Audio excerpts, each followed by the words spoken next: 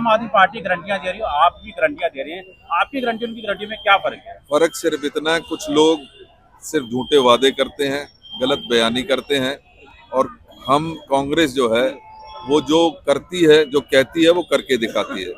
हमने अगर आज 2500 रुपये प्रति महिला को देने की बात की, तो उसके पीछे हमारा जो कारण है, हमने कर्नाटका में 2000 रुपये पिछले 1 साल से लगातार देने का काम कर रहे हैं। वहीं इसी प्रकार की गारंटी की बात कहने वाले केजरीवाल जी जो पंजाब में गए थे, पंजाब की सरकार बनाने से पहले 1000 रुपये प्रति महीना देने का वादा करके आए। 34 महीने बीत गए हैं, आज तक उनको 1000 रुपया मिलना शुरू नहीं हुआ। यहाँ आपको याद होगा, लोकसभा से पहले ये वादा किया था कि जैसे ही चुनाव खत्म होंगे 1100 रुपये हर महिला के खाते में पहुंच जाएंगे। क्या किसी के पहुंचे? नहीं पहुंचे।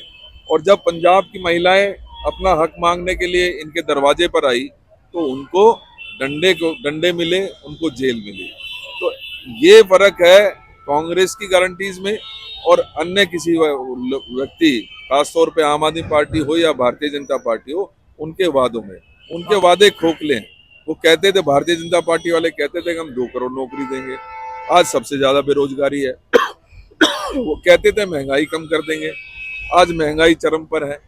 तो ऐसे समय में जो विश्वास है, जो भरोसा है, हर कांग्रेस की गारंटी के पीछे कांग्रेस का भरोसा है, राहुल गांधी जी का भरोसा है, मल्लिकार्जुन खड़गे जी का भरोसा है। और कहीं ना कहीं दिल्ली की जनता विशेष रूप से अब इनके बहकावे में आने वाली नहीं है।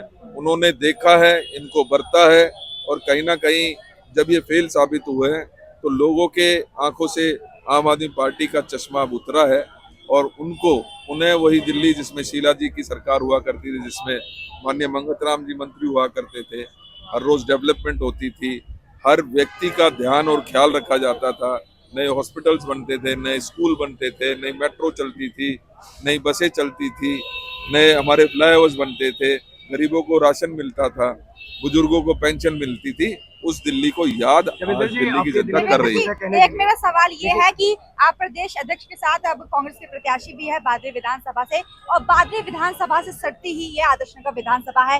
शिवांग सिंघल चुनाव लड़ रहे हैं, क्या रिस्पांस अभी तक आपको मिल रहा है? देखिए, ये छोटा भाई भी है, भतीजा भी कहूँगा, क्योंकि अब तो लेकिन उम्मीदवार हैं, आदर्श नगर से सशक्त उम्मीदवार हैं, और इनकी मेहनत और इनका, जैसे मैंने कहा कि इनके साथ भी वो कांग्रेस का भरोसा है, इनके साथ भी वो मंगत राम जी का भरोसा है, लिहाजा जनता इनकी बात पर विश्वास करती है, और कहीं ना कहीं मंगत राम जी के किए हुए अच्छे कामों को याद करते हुए इस उम्मीद में शिवांग के साथ जुड़ी है कि ये भी उसी परंपरा को आगे बढ़ाते हुए लोगों की सेवा करेंगे, आदर्श नगर की जो समस्याएं हैं उनका मजबूती के साथ समाधान करेंगे। और मुझे पूरा विश्वास है कि शिवांग, जिसको मैंने बहुत सालों से काम करते हुए देखा है, मुझे पूरा विश्वास है कि ये आदरणीय मंगत राम जी से भी आगे निकलकर लोगों की सेवा करने का काम करेंगे। बाकी बची हुई सूची कब तक जारी है? फिर तुम्हारे से भाई भतीजावाद का आरोप लगा रही है, जिस तरीके से केंद्र में चलता है वैसे ही यहाँ पर भी चल रहा है। कहाँ पर? विधानसभा में। देखिए, मैंने पहले भी कहा है, शिवांग अपने क्रेडिबिलिटी की वजह से, अपने कामों की वजह से, और शिवांग अपने जो मेहनत है जो इन्होंने पिछले सालों की है, उसके दम पर आज आदर्श नगर के कैंडिडेट है। अगर आपको वाकई देखना है भाई भतीजावाद, तो जाके देखिए आज आम आदमी पार्टी किस तरीके से काम कर रही है, आज भारतीय जनता पार्टी किस तरीके से काम कर रही है। हमने काम के ऊपर वोट मांग रहे हैं, और काम हमारा दिखता है। बाकी बची हुई सूची कब तक जारी हो जाएगी आपके पास? जल्दी करेंगे, 2 दिन में। अब इसके बाद कुछ बचता ही कुछ नहीं है, तो 2-3 दिन का समय है। जो कार्यालय का आज उद्घाटन हुआ है, मैं आपको, हमारे कार्यकर्ताओं को बधाई देता हूं, और खास तौर पर हमारे जो अध्यक्ष हैं देवेंद्र यादव जी, उनको बधाई देता हूं कि वो अपना कीमती समय में कुछ समय निकालकर यहाँ उद्घाटन किया। मैं उनका भी आभार व्यक्त करता हूँ। सर, 40 साल आपकी राजनीति का अनुभव है आदर्श नगर विधानसभा का, अपने पोते को किस तरह का मंत्र देने जा रहे हैं? देखिए, बात सुनिए, दुकानदार का बेटा दुकानदार बनेगा, डॉक्टर का बेटा डॉक्टर बनेगा, वकील का बेटा वकील बनेगा, तो राजनीतिक का बेटा राजनीति में ही काम करेगा ना। तो इसलिए ये कोई कहने की बात नहीं, जो तजर्बा मेरे से लेगा, दिया जाएगा, वो तजर्बा मैं उसको दूंगा, जो भी मुझे पता है यहाँ क्या दिक्कत है वो दिक्कतें दूर करेंगे। क्या मुद्दे हैं दर्शकों विधानसभा के, क्योंकि आप तो काफी पुरानी क्षेत्र के रहे हैं। देखिए, आप तो जहांगीरपुरी में रहते हैं ना, पानी आ रहा है पीने का, नल सारा सीवर का पानी आ रहा है, आपको मोहल्ले के पानी पीना पड़ रहा है। तो एक तो ये समस्या है, सारे सीवर कभी डिजिटल नहीं हुए, जो ओवरफ्लो कर रहे हैं वो समस्या है। कोई सड़क नहीं बनी, उसको टूटी पड़ी है, उसकी समस्या है। कोई पार्क का मेंटेनेंस नहीं हुआ, उसकी समस्या है। जो वृद्धों को पेंशन मिलनी चाहिए थी वो पेंशन नहीं मिली है। जो राशन कार्ड मिलना था वो राशन कार्ड नहीं मिला है। तो इसलिए ये समस्या ही समस्या है, उसका हल करेंगे। क्या समझे ये चुनाव इस बार आप लड़ रहे हैं, मतलब आपने तो मैं ही लड़ रहा हूँ और कौन लड़ रहा है? मेरे नाम से तो वोट मिलेंगी। पहला जब चुनाव लड़ा 77 में तो मुझे कोई नहीं जानता था, मैं तो कहीं गया भी नहीं।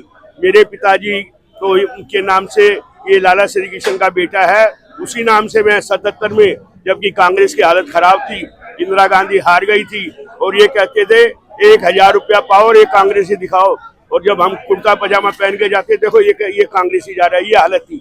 तो उस हालत में मैं जीत के आया, तो इस हालत में मेरा पोता नहीं जीतेगा। क्षेत्रवासियों के लिए कोई संदेश अपील क्या करेंगे आप? है जी, क्षेत्रवासियों से क्या अपील करेंगे? नहीं यही है, हम आपकी सेवा करेंगे, आपके जो काम नहीं हुए उस कामों को पूरा करेंगे, यही क्षेत्रवासियों से मेरा निवेदन है।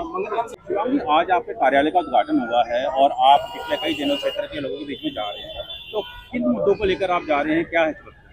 देखिए, हम लोगों के बीच में अपनी पुरानी बात लेके जा रहे हैं। आज 2013 से पहले जब कांग्रेस का शासन होता था, हम वो बात लेके जा रहे हैं। पिछले 10 साल में यहाँ पे लोगों ने बहुत बदहाली देखी है। यहाँ पीने का पानी लोगों को नहीं मिल पा रहा है, सब मोल लेके पानी पी रहे हैं। महीने का 1300, 1400, कोई 3000, इतने अमाउंट का पानी आदमी पीने को आज मजबूर है। आज अब कूड़े की बात करें, कहीं झाड़ू नहीं लगती है, कहीं का कूड़ा नहीं उठाया जाता है, सीवर जाम है, सड़कें टूटी हुई हैं, ये तो रोजमर्रा की दिक्कतें हैं। उसके बाद बात करें, पेंशन नहीं आ रही है, पेंशन जो पुरानी पेंशन थी वो बंद हो गई, नई पेंशन नहीं बन रही है। राशन कार्ड की बात करें, नए पुरानों में नए नाम नहीं जोड़े जा रहे, नए राशन कार्ड नहीं बनाए जा रहे। तो आज जनता हर तरीके से त्रस्त है, दुखी है। हम यही बात लेके जा रहे हैं कि 10 साल पहले जिस तरीके से हमारा शासन था, हम दोबारा वही शासन लाएंगे। गली में खड़े हो के दोबारा वैसी नालियां साफ कराएंगे, वैसे काम कराएंगे। आप यूथ हैं और दोनों जो बाकी प्रत्याशी हैं बहुत सारे अनुभवी हैं, तो कैसे मुकाबला आप कर पाएंगे उनका? देखिए, जहाँ अनुभव की बात आएगी, मेरे पे उनसे ज़्यादा अनुभव है, क्योंकि मेरे पे 40 साल का अनुभव है। उन पे किसी पे 20 का होगा, 30 का होगा, मेरे पे मेरे दादाजी का 40 साल का अनुभव है। और दूसरी बार मेरे पे अपना यूथ का एक्सपीरियंस है। और जो बाकी आप प्रत्याशियों की बात करते हैं, एक प्रत्याशी तो सारे वार्डों में घूम चुका है, वो आज तक एक वार्ड से दोबारा तो इलेक्शन लड़े नहीं। वो क्यों नहीं लड़े? इसलिए नहीं लड़े क्योंकि काम करा नहीं। जनता के बीच में कैसे जाएंगे? इसलिए कि दूसरे वार्ड में जाते हैं, वहाँ पे बेवकूफ़ बनाते हैं। ये इस वार्ड के 2 साल से निगम पार्षद है, अब वार्ड में घूम के पूछिए 2 साल में कितनी बार आए, क्या काम कराया? जब वो छोटा सा वार्ड नहीं संभाल पाते तो इतनी बड़ी विधानसभा कैसे संभालेंगे? तो आप जो पुराने कांग्रेसी हैं, क्या आप दोबारा से जोड़ पा रहे हैं सबको? बिल्कुल बिल्कुल, हमने सारे कांग्रेसी को दोबारा जोड़ा है, और जोड़ा ही नहीं, सब पहले से ही साथ थे। जो जिनकी नीयत खराब थी, जो पार्टी जब कहते हैं ना, माँ गरीब हो जाए, घर गरीब हो जाए, तो बेटा माँ को छोड़ जाए, वो तो बेटा वैसे ही नालायक होता है। उस बेटे का क्या इलाज है? तो ऐसे बेटों की हमें ना तो ज़रूरत है, वो दूसरी पार्टी में ही रहे, और उस पार्टी में भी अब उसका बेड़ागर कर रहे हैं। तो 10 साल से विधायक था, उसकी टिकट कटवा दी। तो ऐसे लोगों की तो हमें वैसी जरूरत नहीं है पार्टी में। बाकी जो हमारे सच्चे कार्यकर्ता, आज हम सब साथ खड़े होकर जंग लड़ रहे हैं। क्षेत्रवासियों के लिए यही संदेश है, जो 2013 से पहले आप शासन में थे, आप लोगों को गर्व होता था बाहर जाके बोलने में कि मैं आदर्श नगर से आया हूँ। आज आदर्श नगर में लोग अपने आप को सेफ नहीं महसूस करते हैं। आदर्श नगर एक ऐसी कॉलोनी है जो चारों तरफ से आपके लिए खुली हुई है। आपके तरफ पीछे की बात करें, रिंग रोड का रास्ता खाली है, यहाँ की बात करें आउटर रोड खाली है। आपके क्षेत्र में 3 मेट्रो स्टेशन का निर्माण मंत्री जी ने करवाया था अपने कार्यकाल में, आपको सारी सुविधाएं दी थी। बिना मोटर के पानी दूसरी तीसरी मंजिल पे चढ़ता था, आज तो ग्राउंड फ्लोर पे पानी नहीं आ रहा है। तो हम यही बात कह रहे हैं कि आप हमें दोबारा लाइए, हम वैसे ही आपका काम करेंगे।